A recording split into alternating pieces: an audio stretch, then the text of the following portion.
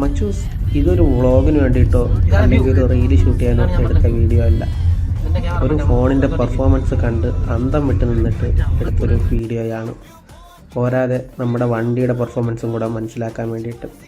Performance എന്ന് പറയുമ്പോൾ റോഡിൽ കൂടെ മാത്രമല്ല, ഓഫ് റോഡിൽ ഇറങ്ങിയ ഇവൻ എങ്ങനെയാണെന്ന് അറിയാൻ വേണ്ടിയിട്ട് എടുത്തത് കൂടെയാണ്. ഇത് അത്യാവശ്യം ഹെവി ആയിട്ടുള്ളൊരു ഓഫ് റോഡ് തന്നെയായിരുന്നു. പോരാഞ്ഞിട്ട് 5 പേരിരിക്കേണ്ടടുത്ത് നമ്മൾ 6 പേരിരുന്നാണ് ഈ ട്രാക്ക് ഇറങ്ങിയത്. ഈ ഫോണ് ഏതാണെന്ന് വെച്ച് കഴിഞ്ഞാൽ നമ്മുടെ ഷവോമിയുടെ 14 അൾട്രയാണ്. അതിൽ 8Kയിലിട്ടാണ് എടുത്തത്. അതുകൊണ്ട് അത്യാവശ്യം നല്ലൊരു വീഡിയോ ക്വാളിറ്റി ഉണ്ടായിരുന്നു. ഇത് എൻ്റെ ഫോണിൽ സപ്പോർട്ട് ആവുന്നില്ല. അതുകൊണ്ടാണ് ഇത്രയും കാലമായിട്ട് ഞാൻ ഇത് എഡിറ്റ് ചെയ്യാതെ ഇരിക്കുന്നത്. ഏകദേശം ഒരു 3 മാസത്തിൽ കൂടുതലായി ഞാൻ ഈ വീഡിയോ ഷൂട്ട് ചെയ്തിട്ട്. അതുമല്ല ഇതിലെ മെയിൻ ഹൈലൈറ്റ് എന്ന് പറയുന്നത് നമ്മുടെ വണ്ടിയുടെ പെർഫോമൻസ് തന്നെയാണ്.